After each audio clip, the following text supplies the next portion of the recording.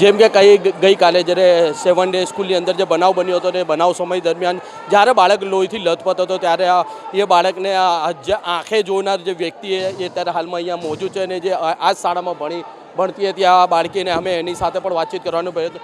હું છું જીયા પાચાણી. હું છે ને આ સ્કૂલમાં ભણું છું, 10th માં જ છું. અને જે છોકરો અત્યારે જેની ન્યૂઝ આવી એ મારા બાજુના ક્લાસમાં જ છે.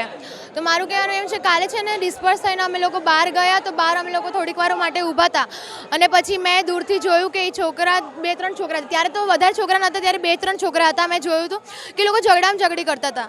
પછી થોડુંક જોયું પણ એમાં મેં પછી બોછી પકડતા જોયું હતું.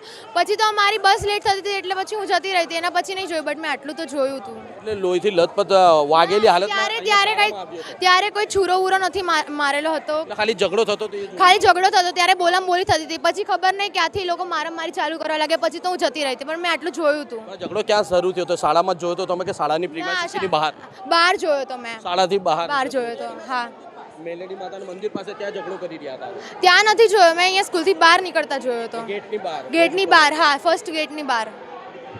જેમ કે જે કાલ ઝઘડો થતો હતો એ સમય દરમિયાન જે લાઈવમાં જે બાળકીએ જોયું હતું, જે અહીંયા જ ભણી રહી છે એ બાળકી અને એની સ્ટુડન્ટ છે, તે જ્યારે ઝઘડો કરી રહ્યા હતા તે સમયે આ એમની આંખોથી તમામ વસ્તુ જોઈ રહી છે. અહીંયા તમામ આગેવાનો, હિન્દુ પરિષદના આગેવાનો, સિંધી સમાજના આગેવાનો અને તમામ લોકો અમારી સાથે જોડાયા.